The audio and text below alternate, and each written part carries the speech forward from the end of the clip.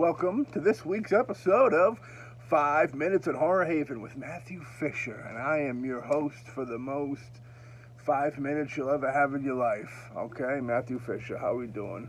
Everybody fantastic? Good? Great. Today's letter is G, and the film that I picked up on was Girl on the Third Floor from 2019.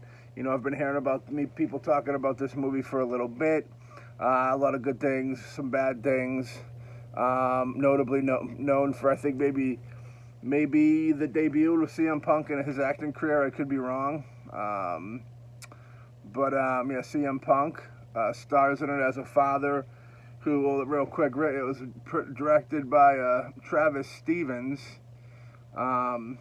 good buddy Trent Hagar of Trauma fame came up with the story, and you know, Paul Johnstone and Trent and them, all the story and wrote, I believe.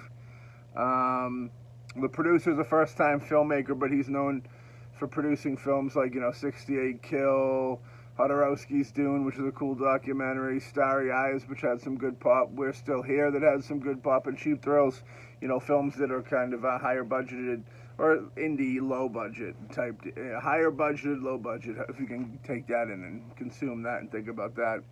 But he's about a father. He's moving from Chicago. The wife's back at home.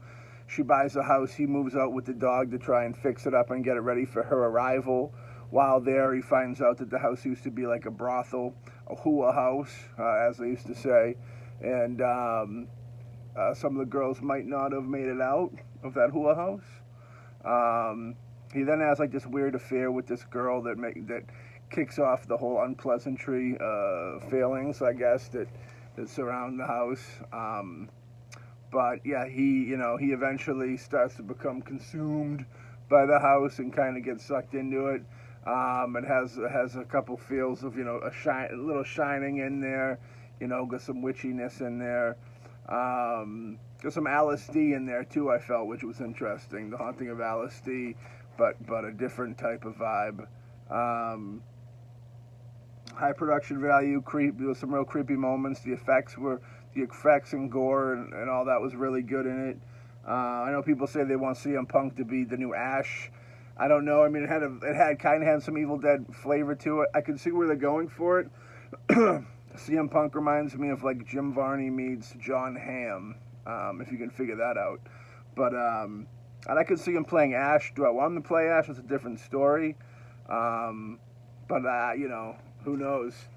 I didn't really have any expectations with him because his era of WWE wrestling was, that was after I kind of fell out of it. I was more of a WWF guy back in the day, so those wrestlers and Attitude Era and stuff is where I kind of dropped out. But so that didn't really affect my viewing with him. But it was good, it was pretty solid. I'd recommend that. That was on Netflix as well. I'll jump in the group with the other people that are always praising it and giving it recommendations and say, check it out. It'll be a good watch, you know what I mean? Like I said, not the best, but certainly not the worst for shizzle. And that group makes a lot of good stuff, so no wonder why it's good, you know what I mean? All right, vinyl for this week is a soundtrack rather, called The Ghostbusters. What do you want? You know what I mean? Classic. This is the throwback cover of it. This is the original from way back in the day. There's been a couple different re-releases of it that, look a little better than this, but I got this one. Elma Bernstein did part 2 as well. This has the Ray Parker Jr., of course, famous song on there.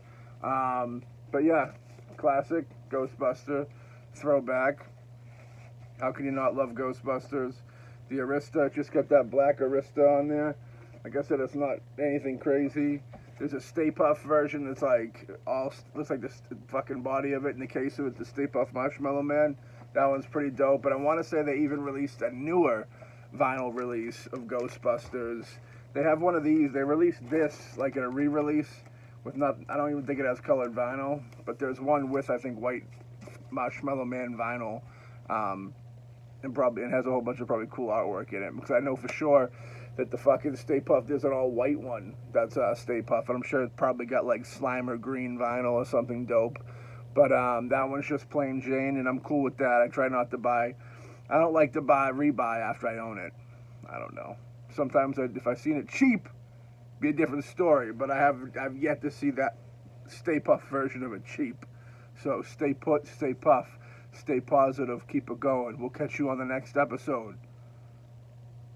Check out fucking Girl on the Third Floor, and check out the Ghostbusters soundtrack. All right, boss. Catch you on the next episode.